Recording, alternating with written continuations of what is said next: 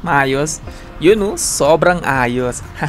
So anyway, welcome back sa Calgary, Alberta, Canada na kung saan sunset na, ang ganda ng sikat ng araw. Palubog na siya, pero kitang-kita ko pa rin. Isang walang kwentang usapan na naman ang ating gagawin.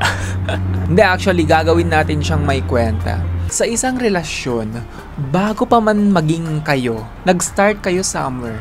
Siguro as a friends, mag-best friends, naging mag-jowa, and then, ayun na, official na kayo. So ngayon, bago ka pa man makarating sa level na yun, yung maging mag-jowa kayo, or maging friends pa nga lang, 'di ba? So, let's say complete stranger kayo. So wala pa talaga kayong relasyon sa isa't isa. Hindi kayo magkaibigan, as in zero. Medyo na-heartbroken ako sa mga topic natin na about sa mga mag-ex, and then yung bang mga mag-jowa na may mga away, ganito, ganyan. Anyway, ang pinupunto ko is maswerte pa rin sila eh.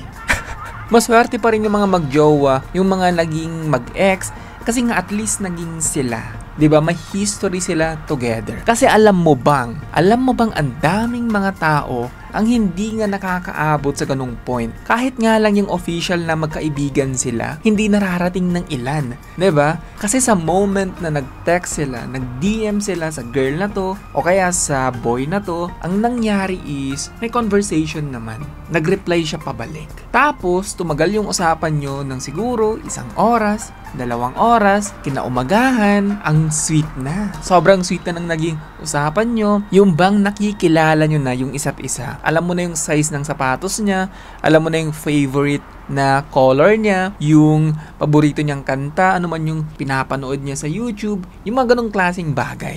'Di ba? Nagkakakilala na kayo. Yun. And then, after 2-3 weeks niyong magkausap, bigla na lang, wala nang response, wala na siyang replies sa mga text mo, sa mga chats mo, and then hindi na rin niya sinasagot yung tawag mo. Now, take note, hindi pa kayo official, magkaibigan kayo, nag-uusap kayo, pero that's it. So, in layman's term, ang nangyari is, na-ghost ka.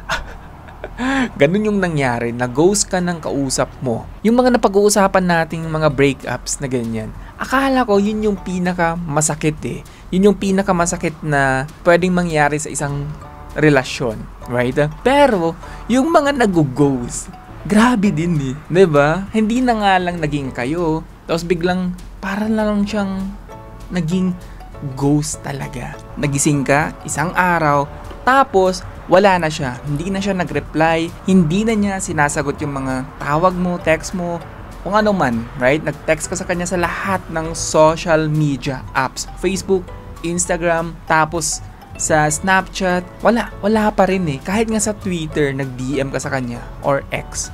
Hindi ko masyadong ginagamit yung Twitter, yung X, but anyway, para na lang siyang bula. Naglaho na lang siyang bigla. Wala man lang paalam. Ang saklap naman nun. Mas masakit pa siya sa heartbreak ah.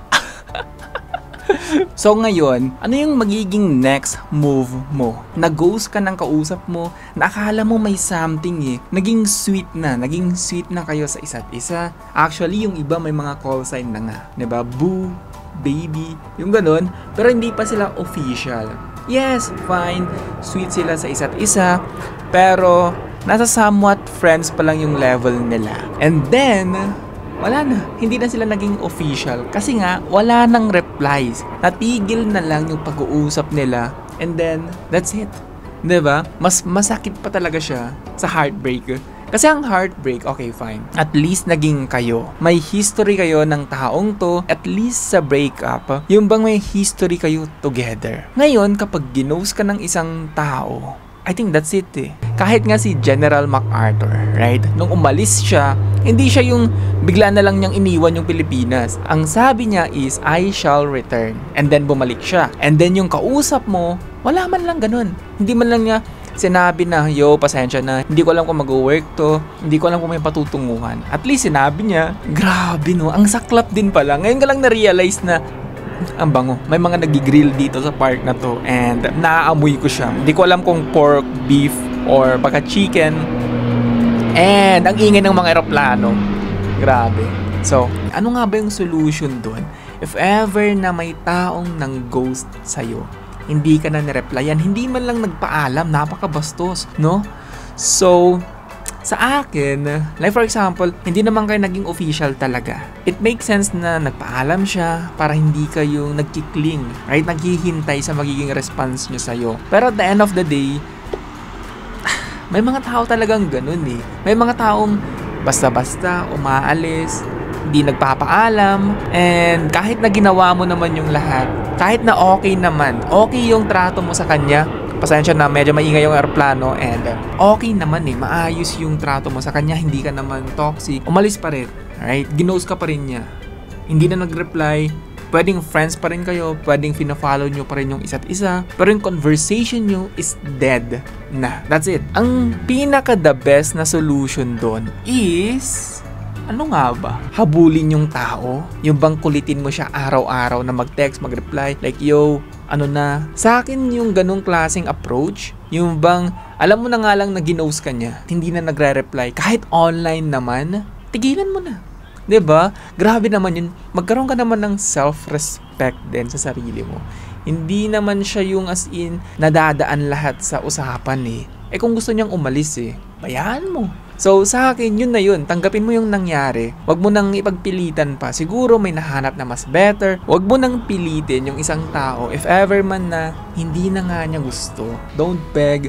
Huwag mo nang i-text pa. Have some self-respect na tinatawag. Hindi lahat ng tao pwede nating suyuin, pakiusapan na bumalik, mag-reply. Kung ayaw na niya, ayaw na niya. Walang tamang words, walang tamang action. Maliban sa tanggapin yung nangyari. Yun na lang yung gawin mo. Ang hirap din na ipagsiksikan mo yung sarili mo sa taong hindi ka naman pala gusto. Fine, naging sweet kayo together ng 2-3 weeks, and then, what if nag-flip na lang bigla yung mind niya? Ay, hindi ko pala trip to. Ayaw ko pala ng itsura niya. Baka napaganon na lang siya isang araw. And that's it. Diba? Wag mo nang ipagpilitan pa. Ngayon. So ngayon, ikaw, ano yung magiging move mo after kang na-ghost ng isang tao na akala mo magkakatuluyan kayo, akala mo magiging kayo, right? And then biglang isang araw wala na. Wala ka nang na-receive na text sa kanya, wala ka nang na-receive na response. So sa akin, gaya ng sabi ko kanina, mas better kung magkaroon ka ng self-respect and wag mo nang habulin yung someone na wala na nga lang eh, na parang bula. So wag mo nang habulin, wag mo nang hanapin pa yung taong gustong mawala. Hayaan mo na lang. So may natutunan akong slide, hindi naman siyang as in walang kwentang usapan. Napakaganda yung magkaroon ka ng self-respect sa sarili mo. Let it go na rin. Makakahanap ka pa ng mas better, yung bang hindi talaga yung alive, yung pagmamahal sa'yo, hindi ghost. Anyway, hanggang sa ating next na walang kwentang usapan, dito pa rin sa Calgary, Alberta, Canada. See you, bye!